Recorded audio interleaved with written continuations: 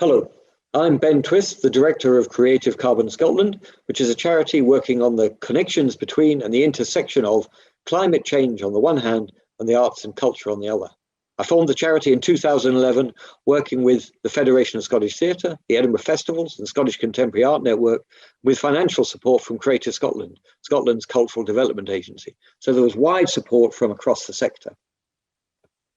Our work is based on the understanding that climate change is a cultural as much as it is a technical, economic, or scientific issue.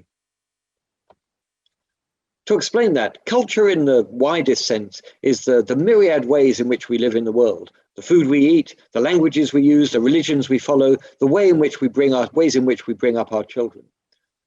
And those ways in which we live in the world form a culture of consumption, where we dig stuff out of the ground or take it from the sea. We use it and we throw away the residue. And that residue is what causes climate change, and therefore climate change is a result of culture. Culture, in a narrower sense of the arts, expresses, reflects, questions, and so shapes that wider culture. And that's why we say that the arts have an essential role to play in addressing the challenge of climate change. And this is something to work on internally within the arts to ensure that we're reducing our own carbon emissions and planning to adapt to the impacts of climate change, which are already happening, and working with our audiences, suppliers, artists, and partners to do the same. But it's also something to do externally, making sure that the sustainability world understands and uses the power of the arts and culture to help meet their challenges. Our work has three main strands. Our Green Arts strand covers all the work we do with the cultural sector.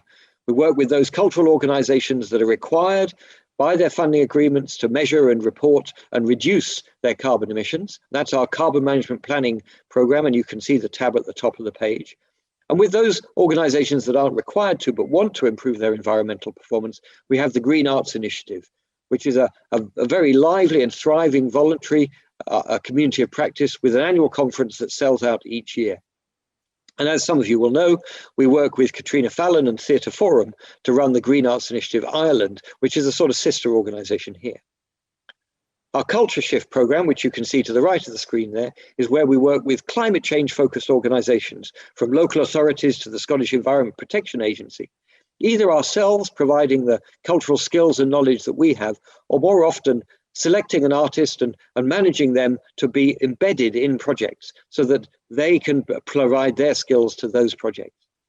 Note that the aim here is not generally to produce an artwork, although that can happen. More it is to apply cultural practices to help those organisations achieve their aims through different ways of working. And finally, our structures strand, which isn't really shown on the screens, it's rather behind the scenes, is where we work with the larger scale organisations that create the structures within which we work, both within the cultural sector and in society. Because if those structures don't change, none of the rest of us can change.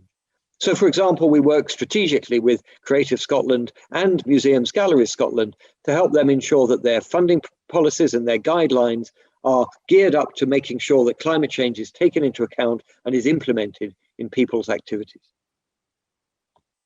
That's all from me for now. I don't have time for more, so thanks for listening. Do visit our website, which is full of useful information, and do feel free to get in touch. The information is there. Thanks very much. Bye.